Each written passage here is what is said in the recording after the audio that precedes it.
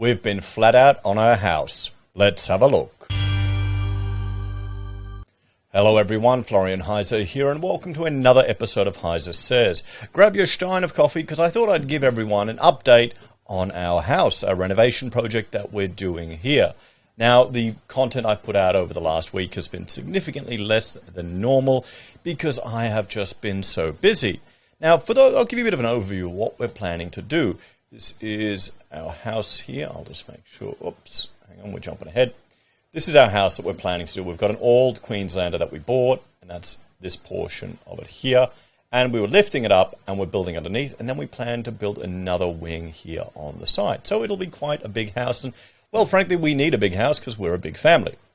Now, this stage, what we're doing now, we've got the house up in the air, we've got the steel tied underneath it, and this very important stage is to do with the foundations, with how we're founding the house.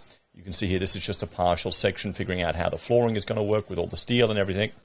Now, what we have is very reactive soil. Like, we can't even use a standard NCC solution. We need to have it engineered. So our engineer wants screw piers. So screw piers to 100 kilonewton for a working load going down into it. And this is, we've got 41 of them that we're putting in. This is the first stage that we're doing and the second stage. You can see here we've got our garage slab and everything. Now, we're doing all of them at once. All of the screw piers at once. We'll have a look here. This is what it is. It's just a pipe. They just drill it down into the ground until they reach that working load. And it's cheaper for us to get them all done at once and just have these screw piers with a concrete pad sitting on top until we're ready to build this second stage, because the expense is in mobilizing the equipment. And we'll either bolt the steel columns onto it or cast them in. We'll have to see what happens. So this is what we got, little 400 by 450 board piers. Now, the screw pier guy, he will put the piers in, but someone else needs to bore these pads, everyone. And that was me. I had to do that. I had to dig these out. And talking to him, he wanted them a little bit deeper. So what you normally do on a site is you scrape everything out, and then you have that level to work at. You've got a flat level. We didn't quite get to that, and I'll explain why. Okay, now this is what we did. Is I had all of these concrete columns that were under the house from supporting it. They've been there forever. I actually met the lady whose father owned the house before us. She works at a local bank, and it just happens to be my bank. And I was getting money, and she recognized the address. Her father did these. Some of them were only 50 mil in the ground. Others were 900 mil in the ground.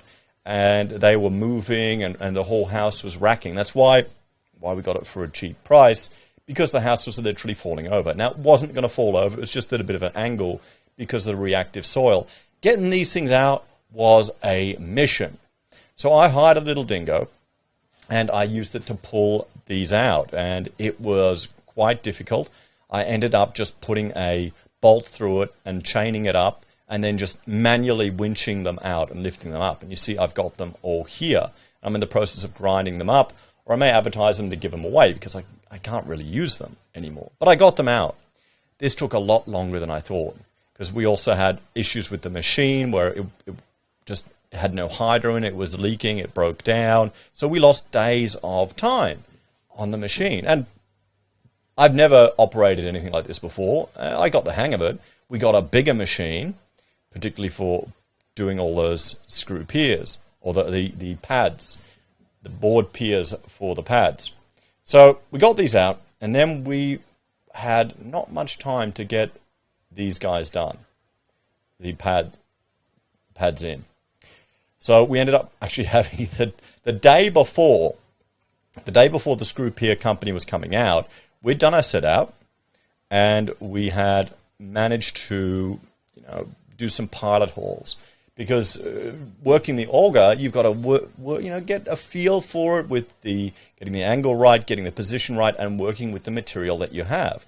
We've got a very clay soil, so I had to learn how to get it working.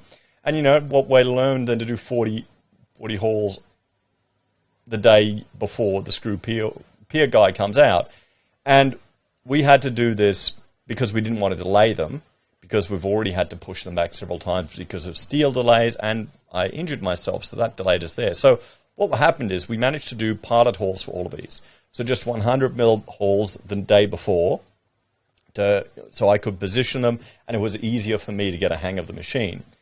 And then the morning of all of this happening, all of the screw piers getting put in, I was there at 6:30 because people can't make a noise complaint at 6:30 when you're doing construction, and not that our neighbours would. And we got the 450 and we started digging down. Now, because when they do the screw piers in, there's going to be dirt and stuff coming up, we did it 200 mil deeper so we can just pad it out or add sand in there to flatten it out.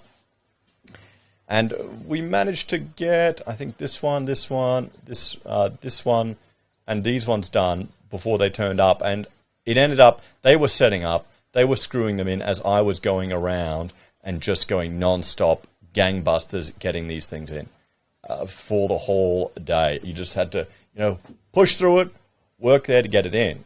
Now, some of them were about 3-4 meters in. Some were 7 meters in to get this 100 kilonewton rating. This is not going to go anywhere, because all that happens is these things go down till they have enough friction to provide you with a safe load, a working load for your building. So your building isn't going to sink or buckle. And they do these out of the airport, and they have to put them down like 40 meters or something insane. I think they do them differently. So here we go. We had them in. They put them in. They cut them off.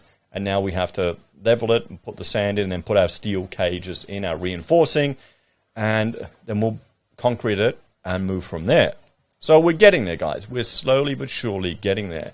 And one thing we did, because we're worried, this is a risk now if someone falls in to injure themselves. We just put some chairs in there. We put some little IKEA chairs that we've had. So that means at night time, if you're walking on the site with a torch, you will see them.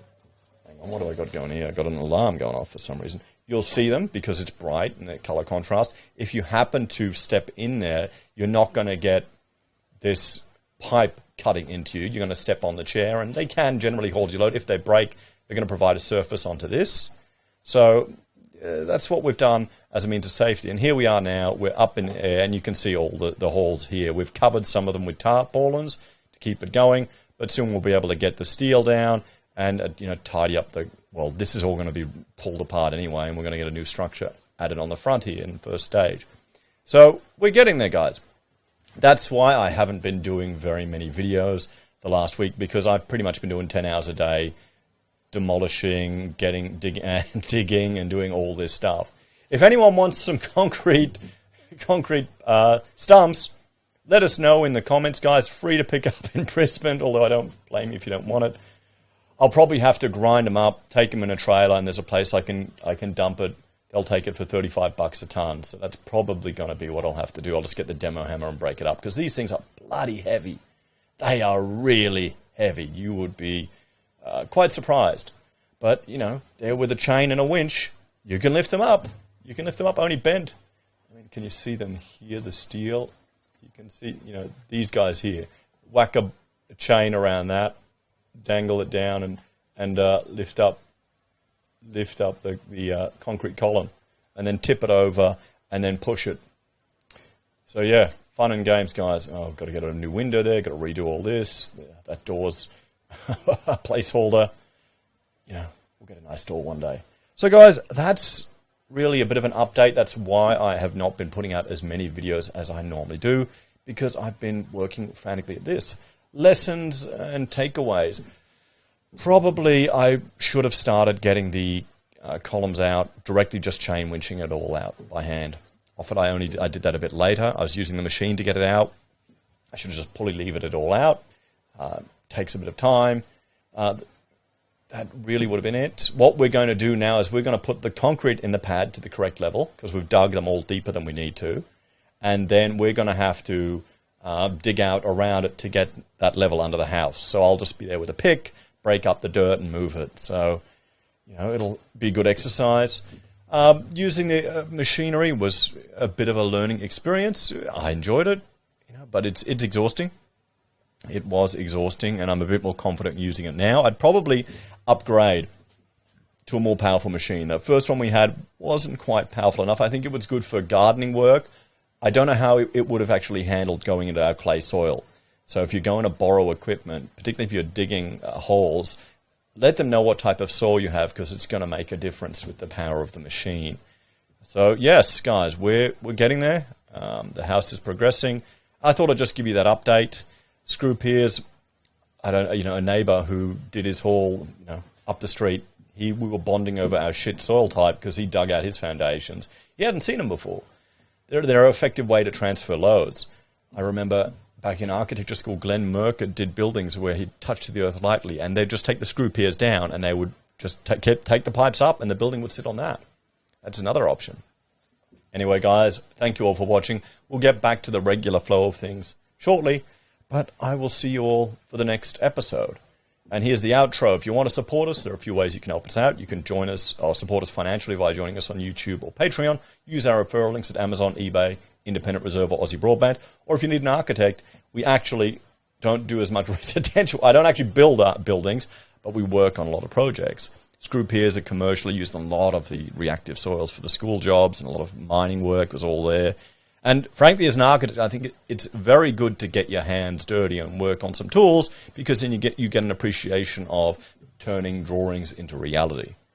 Because it's easy to draw something, and there needs to be some massaging when it comes to actually making it happen. Take care, guys. Have a great day, and we'll be right back onto the news programs, probably starting tomorrow. So yeah, it was fun. It was exhausting. It was bloody exhausting, and those was a quick change, bloody latches, going from a auger to a trencher. It's bullshit. They're not quick change. They're a pain in the ass. See you next time.